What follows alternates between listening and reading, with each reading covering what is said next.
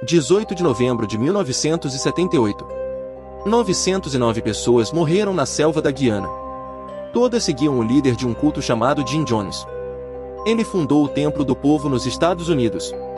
Levou centenas de seguidores para uma comunidade isolada. A colônia ficava escondida na selva da Guiana.